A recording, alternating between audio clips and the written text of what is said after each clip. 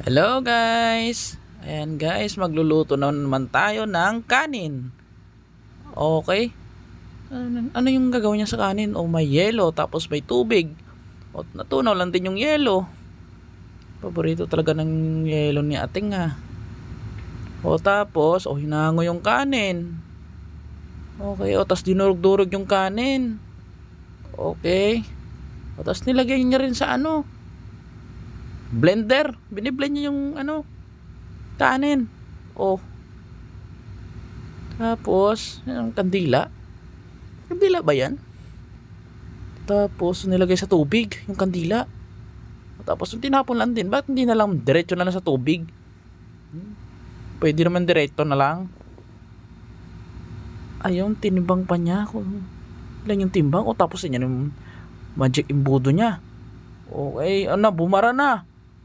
Tapos nilagay pa sa tapos nilagay wait sa'yo te.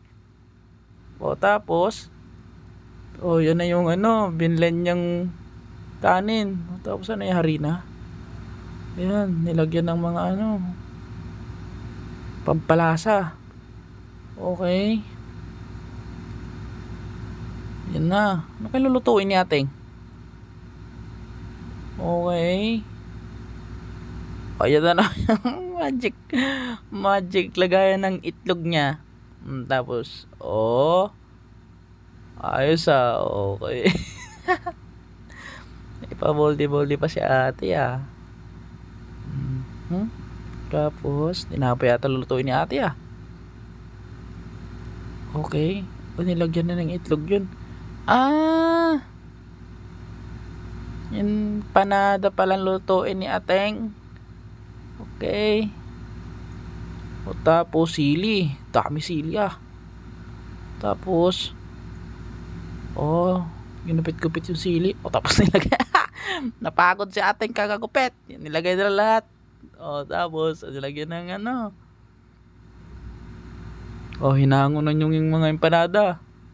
Tapos ginudgod na yung yung kandila ba yan? Ano ba yan? Tapos tinulong din. Nag-effort pa siya yung ginudgod pa niya tutulawal lang naman din. So yan na yan. Piniprito niya yung empanada niya.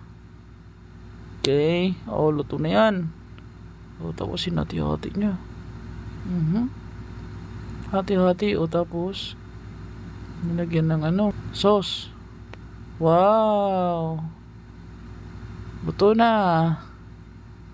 Galing natin